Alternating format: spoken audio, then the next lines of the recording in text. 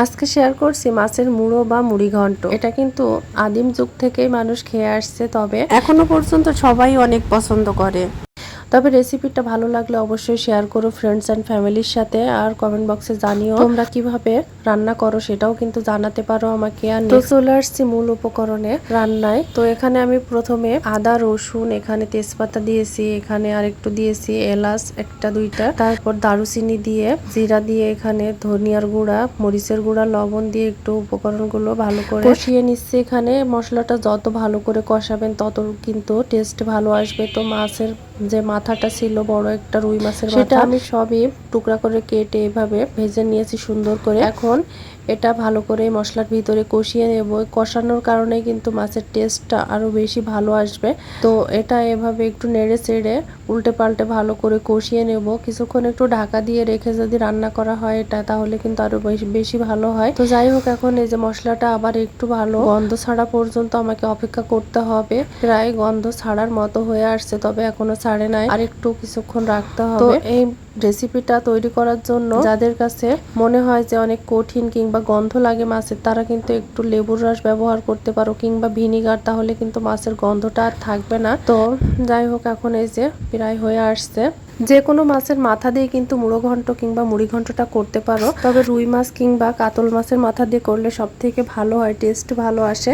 তো সেই জন্য আর সব থেকে ভালো হয় যদি মাছের মুড়োটা যদি বেশি বড় হয়, বড় সাইজের মাথা দিয়ে করলে কিন্তু বড় মাছের টেস্ট একটু বেশি ভালো আসে। তাই বড় মাছের চেষ্টা করবেন একটু বড় মাছটা নিতে। এখানে আগে থেকে যে অরিজিনাল মুগ ডালটা বাজারে পাওয়া যায় কিনতে, সেটা আমি ব্যবহার করছি। সেটা ভালো করে একটু ফ্লেভার আসা পর্যন্ত ভেজে নিয়েছি, তারপর সেটা ধুয়ে একটা সাইডে রেখে দিয়েছিলাম।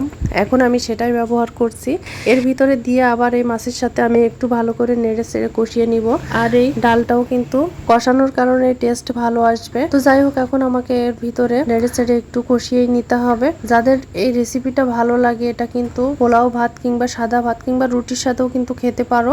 মজার এবং সহজ রেসিপি দেখতে হলে আমার চ্যানেলটা ফলো করে রেখো। আমার ইউটিউব চ্যানেল হচ্ছে অনুজ কিচেন ব্লগ চড়ুই ভাতি, এবং ফেসবুকেও কিন্তু সেমই চ্যানেল খোলা আছে, অবশ্যই ফলো দিয়ে রাখবা।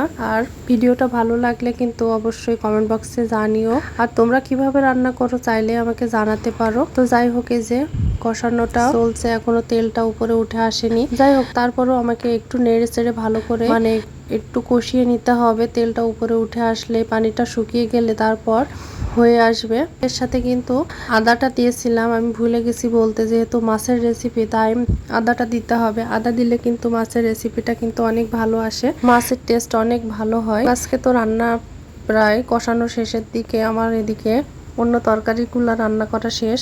এখন এইটা রান্না করলে আমার হয়ে যাবে। তো এ পর্যায়ে আমাকে এখানে পানি অ্যাড করতে হবে। এখানে ঠান্ডা কিংবা গরম পানি যেটাই হোক অ্যাড করে তারপর এটা সিদ্ধ করা পর্যন্ত অপেক্ষা করে তারপর নামিয়ে নেব একটু ঝোলটা কম হইলেই। তো সে পর্যন্ত আমাকে এখন পানি দিয়ে রেখে দিতে হবে চুলার উপরে। তো বাড়তি যে কাজগুলো আছে সেগুলো আমার এই ফাঁকে সেরে নিতে হবে। মাছটা যেহেতু সিদ্ধ হবে, আর ডাউলটা যতক্ষণ না ফোটে ততক্ষণ আমাকে সিদ্ধ করতে হবে, তারপর নামিয়ে নেব ঝোলটা দেখে। আজ এ পর্যন্ত সবাই ভালো থাকো, সুস্থ থাকো, আল্লাহ হাফেজ।